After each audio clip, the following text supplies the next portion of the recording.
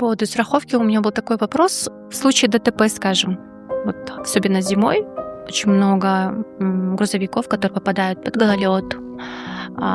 Это все фиксируется на месте, это нужно доказать. Если все этими процессами занимается их компания, вы берете под страхование только коммерческие компании, коммерческие грузовики, или могут каждый желающий подойти там со своим грузовиком или там каким-нибудь авто и зарегистрироваться?